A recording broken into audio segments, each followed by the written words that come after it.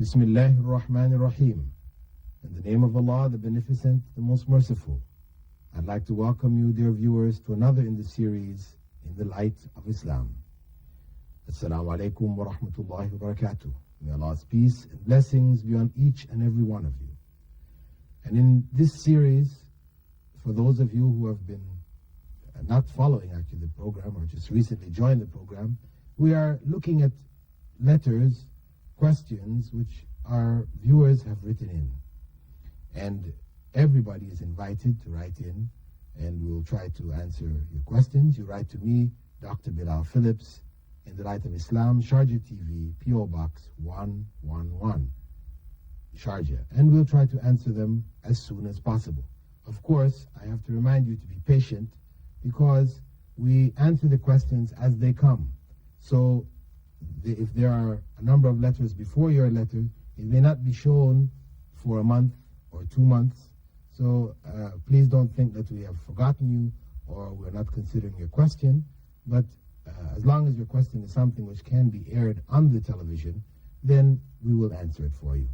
If questions come which are of a personal nature, or touching subjects which really don't need to be aired on television, then you may leave your address and I may send you a written reply, or instead you may call me in Dubai at the Islamic Information Center, 350-546 or 358-190. With that, dear viewers, we'll go on to our questions for today. And the first 4 questions we have are sent in by a young 16-year-old from Dubai. Her name is Jenny, and she's asking some questions concerning Christianity and Islam. The first question: Christianity is divided into different sections. Can you briefly explain the difference between Catholic, Protestants, and Orthodox? Now, we could say that the oldest formation of Christianity was the Catholic Church, the Roman Catholic Church, the church which developed in Rome. Considered to be Roman Catholic, particularly because the emperor of Rome had converted to Christianity and put his full support behind it. And of course, the Roman Empire, in those early centuries, was the most powerful empire. From the Roman Catholic, there was a break-off which came to be known as the Eastern Orthodox. Their practices are virtually the same. They use basically the same Bible. However, they don't accept the head of the Catholic Church, the Pope, as being the head of Christianity. They have their own head. They celebrate Christmas in January the 6th instead of December the 25th, as both Catholics and the rest of the Protestants do. But there are differences, as I said, are not so great as the difference between Catholics and Protestants.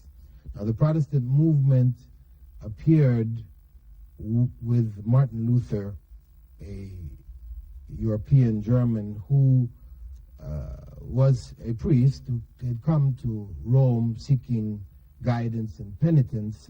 And when he came there, he found the Pope in such pomp and glory with a golden throne and crown and all these things. And the corruption that he saw there turned him against this interpretation of Christianity. So he began the Protestant movement, protesting against the excesses that had developed with the Roman Catholics. And with it, as this movement developed, a number of practices of Roman Catholic practices were discarded. Among them, the Pope being the head, being infallible, was discarded. The saints, the system of saints that Catholics have, to whom they can pray when in need, etc., these were also discarded. And the relics, they have a series of relics which they use in their religious practices, bones of so-called saints, etc., which they may use, seeking healing and these type of things. These were dropped. Confessional, where the priest would accept the confession of believer. This was also dropped.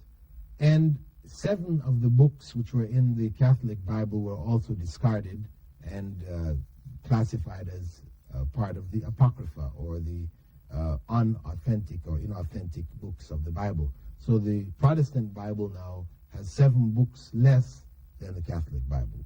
I mean, these were fundamental differences. However, all of the groups, of these major groups, share certain basic ideas, and that is the idea of the Trinity, that God is 3 in 1.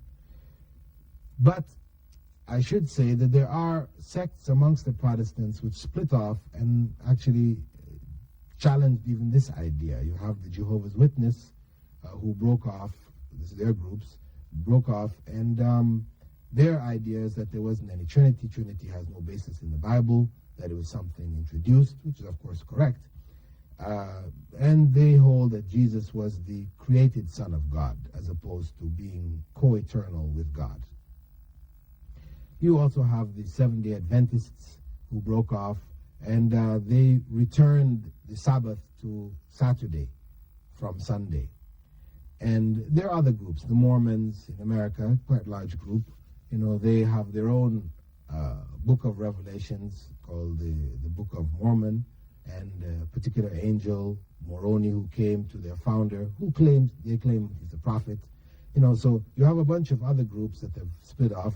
In the Philippines, you have Felix Manalo, who claimed prophethood also, using the Bible as his basis also. And a variety of groups have appeared where people have claimed prophethood. And but in general, we could say the vast majority of Christianity is divided between the Catholics, who represent approximately 50% of Christians, and the Protestants, 50%. And as I said, they have not agreed on the Bible itself. The second question, that of Islam, going into Islam, is Islam is divided into different sections. Into how many sections is it divided, and what are the differences? Actually, in the case of Islam, it is not divided into sections as we find in Christianity. We have a splinter group, which is known as the Shiites, who represent about 10 or to 12% of the basic body of Muslims, but they are a minority, and even this splinter group do not have a different scripture than the main body of Muslims. The Quran is one Quran. Nobody claims to hold a Quran which has less chapters or more chapters or different verses, or so it's one book. The deviation which took place with the Shiite group is that they have given some of the attributes of God to man. The so-called imams have been given some of the attributes of God, and this is how they deviated from the mainstream of Islam. And the difference again too is that the main teachings of Islam were not agreed upon by individuals as time passed. They were already established by the Prophet, may God's peace and blessing be upon him, and have remained unchanged. So the splinter groups, generally speaking, they have, for the most part, gone right out of Islam. Some have an aspect to remaining in Islam, some groups amongst the Shiites, but certain groups from them, for example, the Ismailis, the Aga Khanis, the Nusayris of Syria, and other groups like the Baha'is, others of these groups, these have left Islam altogether. I mean, they have broken the very fundamental principles and beliefs in Islam. But suffice to say that they represent no more than 12%, 13% of the main body of what is known as Muslims. So Islam represents one body, and the fact that some people may break away doesn't, negate or cancel the validity of the main text. No matter how much one has the truth, when the prophets came with the truth, people did not all accept it. Many people rejected it. So the ability of people to break away, even though one has the truth, is not the way to determine whether this is the truth or not.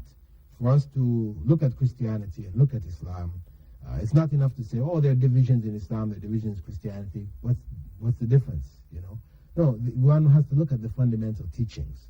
And these fundamental teachings are what affects the whole body. And this is why you find the divisions which exist in Christianity are so marked and varied and hit the main body of Christianity to such a degree that it's divided 50-50. This shows more that the original basis for Christianity and the Christian teachings are questionable. Whereas in the case of Islam, they are very sound, they are founded historically, they haven't been changed, the very scripture remains one scripture. The other question which Jenny has asked is, what are the importance of minarets? Can a mosque be built without it? Now the minaret, or minara, which literally means lighthouse. Originally this was called the me'dana, which means the place from which the adhan, or call to prayer, was made. Now, in the time of the Prophet, people would just stand outside of the mosque and call the people to prayer. This Allahu Akbar, this that you hear over the microphones today. As the town got bigger, then it was necessary to stand. They stood on top of the mosque when they called, on an elevated platform. And as the buildings got bigger and bigger, the town got bigger and bigger, then they put an elevated platform on top of the mosque itself. And eventually this evolved into what we now know as the minara or minaret. Originally, people, they would move around the minaret as they were calling people to prayer, and they would raise their hands like this to focus the sound, in a particular direction. And later on, lights were put on it so that people in the evenings, wherever they were in the city, they would be able to identify where the mosque was. And to this day, you can see it traveling in the evening around the cities here in Dubai, or in most countries of the world, Muslim countries. You'll find that the minaret or minaret has lights on it to indicate for believers where the mosque is. And as such, it came to be known as minara, or the lighthouse. But it has no significance in this religious significance, in the sense that a mosque with loudspeakers today don't need to have it. It is tradition, people, because they built this, evolved and developed at a particular period in time, and mosques continue in many places where this was their tradition to build using it. However, you may find mosques in many parts of the world, in Malaysia, in America, where it's built without it, because the microphone is sufficient to carry the call to prayer to the mass of people.